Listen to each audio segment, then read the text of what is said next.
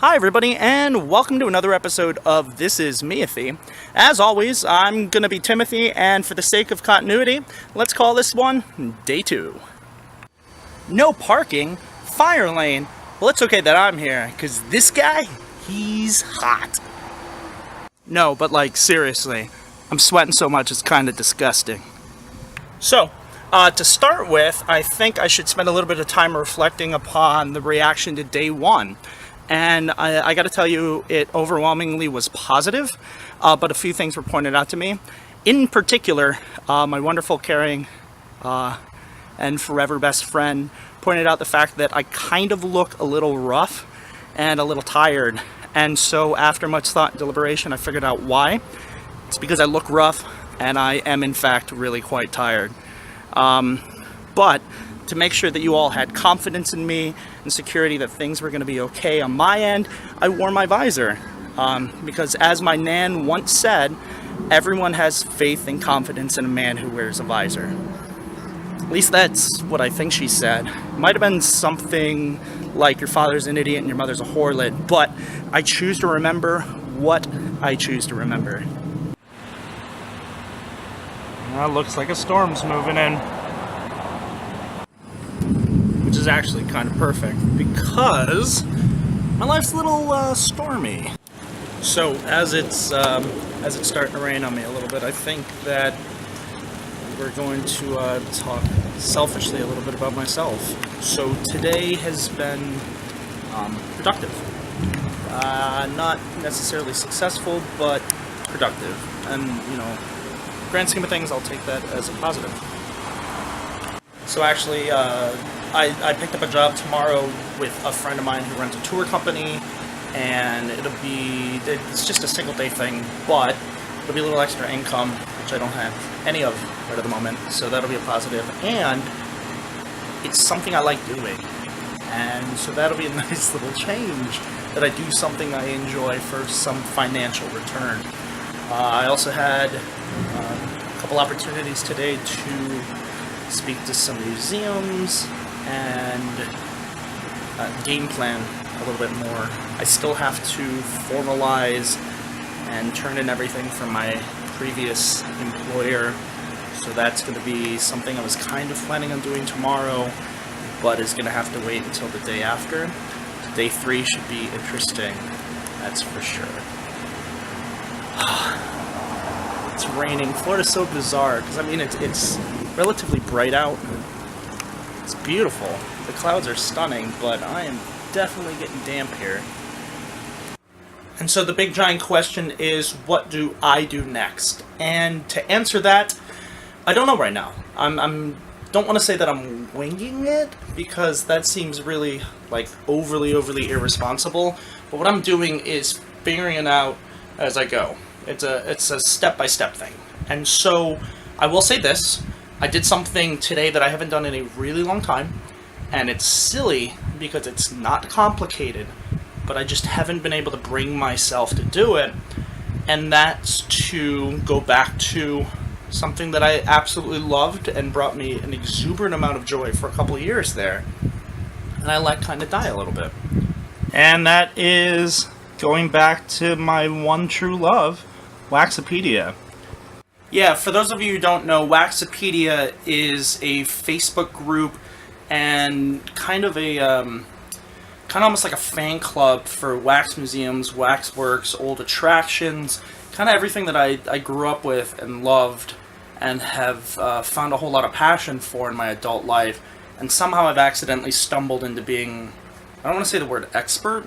I think a couple people have thrown that word around, and I've never been quite overly comfortable with it.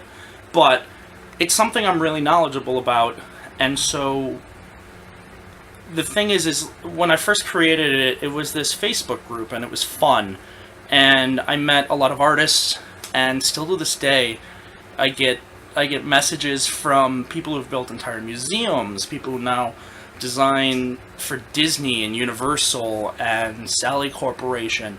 You know, these are people who build multi-million-dollar things, and they have always been so kind to a guy who, quite frankly, has professionally asked people if they want Coke Diet Coke, Coke Zero, Sprite, or Fanta Orange for a living.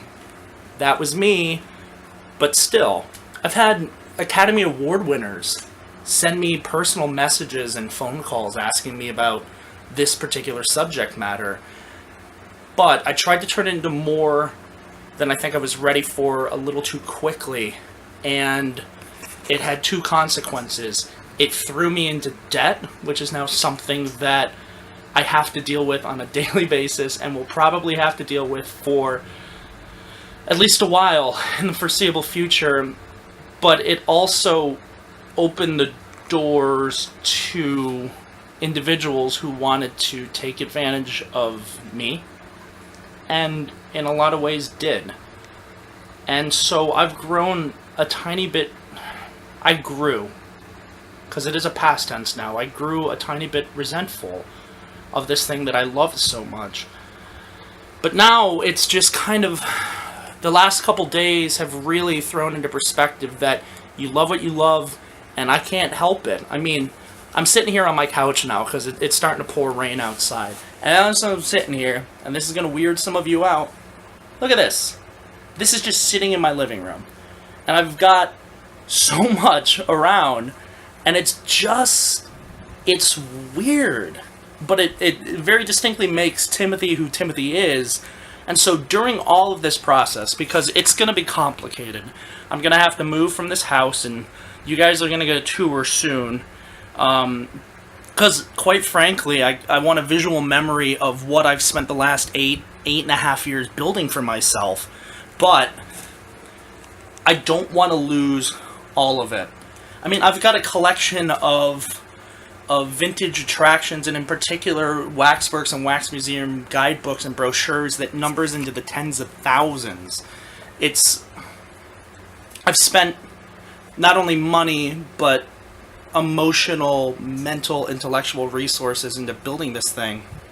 And if I'm going to save anything from all of this, it's not going to be clothes or furniture. It's going to be that representation of this passion that I have in physical form, so that I can continue to share it. And so, you know, as I'm trying to live more honestly every single day, that's something that I honestly kind of want to continue and keep for myself. So yeah, that's where I'm at on day 2.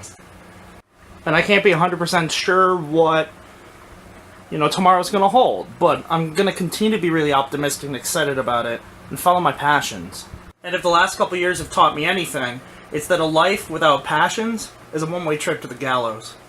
And so with everything said and done, day 2, not that bad. Like, I'll take small victories where I can get them, because, I mean, let's be honest, there's a lot ahead of me on this road that I'm going to have to be taking, but I woke up and I followed my passions, and it's a beautiful thing because it just means that this was a day in a life worth living.